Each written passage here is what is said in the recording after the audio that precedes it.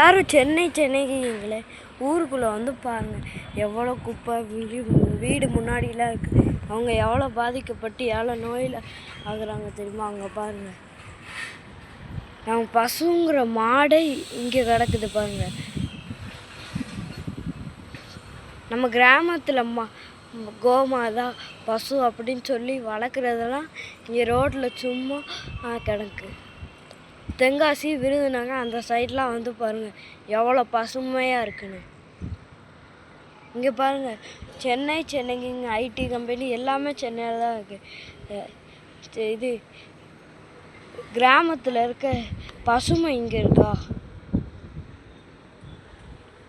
இங்கே பாருங்கள் எவ்வளோ குப்பைன்னு. சும்மா ரோட்டில் போகும்போது குப்பையை போட்டு போயிடணும். பாருங்கள் இங்கே வரைக்கும் குப்பை வருது. முன்னாடி வீடெல்லாம் இருக்குது, எவ்வளோ பாதிக்கிறாங்க. ஃபுல்லாக குப்பை, நடக்கிற பாதை இல்லை. இதெல்லாம் இங்கெல்லாம் ரோடு போட வேண்டியது, அவங்க குப்பையை போட்டு வச்சுருக்காங்க. சென்னை ஊருக்குள்ளே வந்து பாருங்கள் இப்படி தான் எல்லா இடத்துலையும் குப்பையை போட்டு வச்சுருப்பாங்க.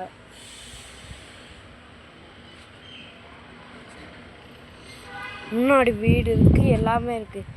கீழே பாருங்கள் குப்பை தெரியுதா? எப்போ பார்த்தாலும் ஜேசிபி வச்சு குப்பையை எடுப்பாங்க, ஆனால் மறுபடியும் போட்டே போயிடுவாங்க. எங்கள் வீடுக்கு தான் வரும். பாருங்கள் எவ்வளோ குப்பைன்னு.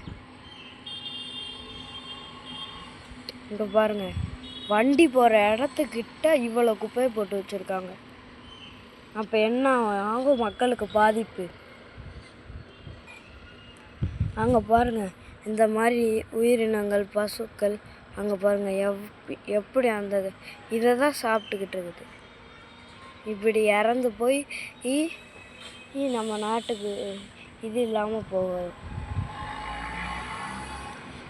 பக்கத்துலலாம் ஃபுல்லாக பில்டிங்கு, சுற்றி ஃபுல்லாக பில்டிங்கு, நடுவில் ஃபுல்லாக குப்பையை போட்டு வச்சுருக்காங்க.